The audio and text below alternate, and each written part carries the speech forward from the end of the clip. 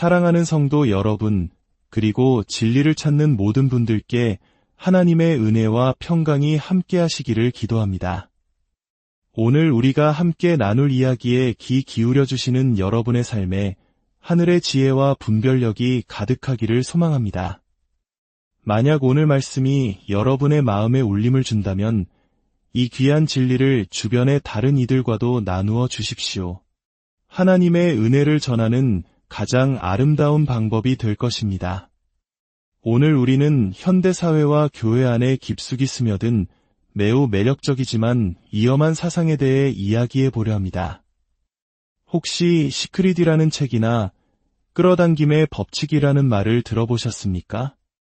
이 사상의 핵심은 간단합니다. 우리의 생각과 말이 우주를 움직여 우리가 원하는 것을 현실로 만들어낼 수 있다는 것입니다. 즉, 우리 안에 현실을 창조할 수 있는 강력한 힘이 잠재되어 있다는 믿음입니다. 이러한 생각은 동양의 범신론적 사상에 뿌리를 두고 있습니다. 모든 것이 하나이며 나 자신이 바로 우주와 연결된 신적인 존재라는 생각이죠. 내가 빛이고 내가 진리이며 내가 곧 신이라는 결론에 이르게 됩니다. 얼핏 듣기에는 매우 긍정적이고 희망적인 메시지처럼 들립니다.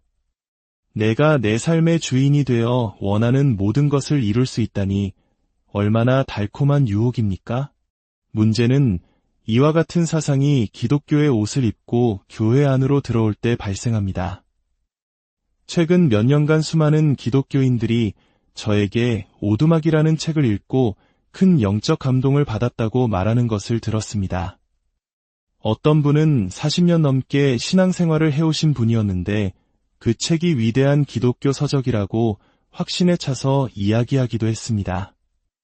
이 책 역시 수백만 부가 팔려나갔습니다. 하지만 그 메시지의 중심에는 끌어당김의 법칙과 놀랍도록 유사한 원리가 자리 잡고 있습니다. 바로 우리 안에 현실을 창조하는 힘이 있으며 우리의 말이 그 힘을 방출하여 초자연적인 에너지로 작용한다는 것입니다. 우리가 원하는 환경, 관계, 성취, 만족을 말로써 창조할 수 있다는 이 사상은 결국 우리 자신이 우리 삶의 설계자이자 운명의 창조주라고 말합니다. 이것이 바로 오늘 우리가 깊이 파헤쳐볼 번영신학 또는 믿음의 말씀 운동이라 불리는 가르침의 핵심입니다. 이 운동은 수많은 사람들에게 건강과 부, 성공을 약속하며 폭발적인 인기를 끌고 있습니다. 이들은 모든 그리스도인이 자신의 삶을 원하는 대로 재창조할 수 있는 개인적인 힘을 가지고 있다고 주장합니다. 단지 거기에 예수님의 이름만 덧붙일 뿐입니다. 예수님은 마치 우리가 원하는 것을 주문하면 들어주는 요술램프의 지니처럼 우리의 믿음과 시각화, 그리고 선포에 의해 활성화되기를 기다리는 존재로 전락하고 맙니다. 이것은 매우 성공적인 종교적 다단계 사기, 즉 폰지 사기와 같습니다. 이 시스템의 최상위에 있는 사람들은 절박하고 외롭고 무지한 사람들의 헌금을 통해 막대한 부를 축적합니다. 예수님께서 성전에서 장사하는 자들을 채찍으로 내쫓으셨던 이유를 기억해야 합니다. 그분은 가난한 과부가 자신의 전 재산인 2렙돈을 헌금함에 넣는 것을 보셨습니다. 우리는 흔히 이 이야기를 희생적인 헌금의 아름다운 예로 생각하지만 사실 이것은 사람들을 착취하여 자신들의 배를 불리는 부패한 종교 시스템에 대한 예수님의 무서운 심판의 선포였습니다. 주님은 곧바로 이 성전의 돌 하나도 돌 위에 남지 않고 다 무너뜨려지리라고 말씀하셨습니다. 약하고 가난한 자들을 이용하는 모든 거짓 종교는 하나님의 심판을 피할 수 없습니다. 오늘날 이 번영신학을 가장 대중적으로 만든 인물은 바로 조엘 오스틴 목사입니다. 그는 긍정의 힘을 외치며 수많은 추종자를 거느리고 있습니다. 그의 메시지는 무엇입니까? 우리 내면에 있는 신적인 믿음의 힘으로 우리가 원치 않는 모든 것으로부터 우리 자신을 구원할 수 있다는 것입니다. 그의 책 지금 최고의 삶이라는 제목은 그의 사상을 명확하게 보여줍니다. 만약 여러분이 그의 가르침을 따른다면 정말로 이 땅에서의 삶이 여러분의 최고의 삶이 될 것입니다. 왜냐하면 다가올 영원한 삶은 결코 그렇지 못할 것이기 때문입니다. 그는 이렇게 말합니다. 성공, 건강, 풍요, 기쁨, 평화의 이미지를 마음에 그린다면 이 땅의 그 어떤 것도 그것을 당신에게서 빼앗아 갈 수 없습니다. 우리 모두는 이 땅의 위대함을 위해 태어났습니다.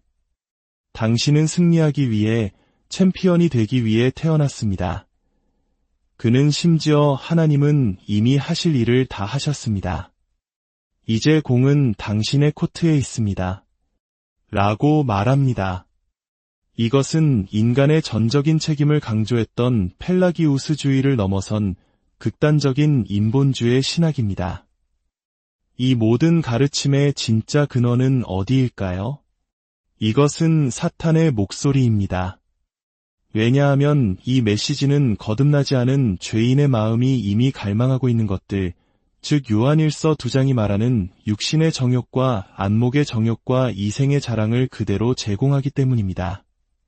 사탄이 광야에서 예수님을 시험했을 때를 기억해 보십시오. 사탄은 예수님께 세상의 모든 영광과 쾌락을 주겠다고 제안했습니다. 이 땅의 것들을 통해 하나님의 뜻을 저버리게 하려는 것이 바로 사탄의 전략입니다. 번영 신학은 성공합니다. 왜냐하면 사탄이 그 배후에서 인간의 타락한 본성, 즉 이기심, 교만, 탐욕에 직접적으로 호소하기 때문입니다. 그들은 예수 그리스도의 이름으로 회심하지 않은 죄인들이 원하는 모든 것을 제공합니다. 이것은 지옥에서 온 가짜 기독교입니다. 이러한 시스템 안에는 성경적인 하나님, 성경적인 인간관, 그리고 무엇보다 성경적인 죄에 대한 이해가 전혀 없습니다. 성경은 인간이 전적으로 타락하여 스스로 하나님을 찾을 수도 기쁘시게 할 수도 없는 존재라고 분명히 말합니다. 우리는 영적으로 죽었고 눈멀었으며 무력한 존재입니다. 이것이 바로 은혜의 교리가 시작되는 지점입니다. 인간이 아무것도 할 수 없다는 전적 타락 교리는 인간의 행위와 공로를 강조하는 세상의 모든 종교와 정면으로 충돌합니다. 세상에는 단 두 종류의 종교만이 존재합니다. 하나님의 전적인 역사인 신적 성취의 종교와 인간의 노력을 강조하는 인간적 성취의 종교입니다. 참된 기독교는 전자에 속하며 번영신학을 포함한 다른 모든 것은 후자에 속합니다. 조엘 오스틴과 같은 설교자들은 참된 하나님을 증오하는 것처럼 보입니다. 그들은 추종자들의 눈에서 참된 그리스도를 가리고 그 자리에 자신들이 만든 우상을 세웁니다. 그들은 죄인들을 노예로 만드는 바로 그 욕망을 채워주겠다고 약속합니다. 그러나 성경이 말하는 복음은 정반대입니다. 복음은 죄인에게 그들을 얽매고 있는 것으로부터의 구출을 제안합니다. 복음은 죄인에게 자기를 부인하고 세상의 모든 것을 버리고 심판으로부터 도망쳐 지옥을 피하고 영원한 생명을 얻으라고 외칩니다. 우리에게는 우리 자신을 변화시킬 힘이 없습니다. 그래서 우리에게는 하나님이 필요하고 그리스도가 필요하며 십자가가 필요한 것입니다. 그렇다면 그리스도인의 진정한 소망은 무엇입니까? 이 땅에서의 최고의 삶이 아니라면 우리는 무엇을 바라보며 살아야 합니까? 이제 우리는 이 모든 왜곡된 가르침에서 눈을 돌려 하나님의 진실된 말씀이 우리에게 약속하는 영광스러운 소망을 바라보고자 합니다. 베드로전서 1장 3절에서 5절 말씀입니다. 우리 주 예수 그리스도의 아버지 하나님을 찬송하리로다. 그의 많으신 긍휼대로 예수 그리스도를 죽은 자 가운데서 부활하게 하심으로 말미암아 우리를 거듭나게 하사 산 소망이 있게 하시며 썩지 않고 더럽지 않고 쇠하지 아니하는 유업을 있게 하시나니 곧 너희를 위하여 하늘에 간직하신 것이라. 너희는 말세에 나타내기로 예비하신 구원을 얻기 위하여 믿음으로 말미암아 하나님의 능력으로 보호하심을 받았느니라. 사도 베드로는 지금 흩어져 핍박받는 성도들에게 이 편지를 쓰고 있습니다. 그들은 의를 위해 고난받고 위협당하며 어려운 삶을 살고 있었습니다. 베드로는 그들에게 당신 안에 있는 힘으로 더 나은 삶을 상상하면 현실을 바꿀 수 있습니다. 라고 말하지 않았습니다. 그것은 어리석은 말입니다. 대신 그는 그들을 찬양으로 하나님께 대한 기쁨의 예배로 초대합니다. 지금 이 땅의 고난 속에서 우리에게 약속된 영원한 기쁨과 축복을 바라보며 하나님을 찬양하라고 권면하는 것입니다. 이 찬양의 중심에는 유업, 즉 우리가 받을 영원한 상속이 있습니다. 이 세상의 모든 것은 썩고 더러워지며 결국에는 사라집니다. 번영신학을 따르는 사람들의 소망은 모두 이 땅에 있기에 그들의 소망은 언젠가 죽고 맙니다. 그러나 우리에게는 죽지 않는 산 소망이 있습니다. 왜냐하면 우리는 영원한 생명을 받았기 때문입니다. 우리가 받을 유업의 근원은 누구십니까? 바로 우리 주 예수 그리스도의 아버지 하나님이십니다. 우리의 구원은 우리의 욕망이나 노력의 결과가 아니라 전적으로 하나님으로부터 시작되었습니다. 하나님께서 우리에게 유업을 주신 동기는 무엇입니까? 그것은 바로 그의 많으신 긍휼 때문입니다. 긍휼이란 아무런 소망 없이 비참한 상태에 있는 자에게 베푸시는 동정입니다. 우리는 죄로 인해 스스로를 구원할 수 없는 절망적인 상태에 있었습니다. 그런 우리를 하나님께서 불쌍히 여기셨습니다. 그렇다면 유업을 받는 수단은 무엇입니까? 그것은 바로 거듭남입니다. 하나님께서 죽었던 우리의 영혼을 다시 살리셨습니다. 이것은 바람이 어디서 와서 어디로 가는지 알 수 없는 것처럼 전적으로 성령님의 주권적인 사역입니다. 우리가 받을 유업의 본질은 어떠합니까? 그것은 썩지 않고 더럽지 않고 쇠하지 아니하는 것입니다. 시간도 죄도 부패도 감히 침범할 수 없는 영원하고 순결한 영광입니다. 유업은 어디에 보관되어 있습니까? 너희를 위하여 하늘에 간직된 것입니다. 그 어떤 도둑도 재난도 빼앗아 갈 수 없는 가장 안전한 곳에 보관되어 있습니다. 그리고 그 유업뿐만 아니라 그 유업을 받을 우리 자신 또한 하나님의 능력으로 보호하심을 받았습니다. 이 모든 영광스러운 약속의 보증은 무엇입니까? 바로 예수 그리스도를 죽은 자 가운데서 부활하게 하심입니다. 그리스도의 부활은 십자가의 승리를 확증했으며 그를 믿는 모든 자에게 하늘 문을 여셨습니다. 사랑하는 여러분, 지금이 당신의 최고의 삶이라는 말은 거짓말입니다. 이 땅의 삶은 우리가 경험할 최악의 삶일 수 있습니다.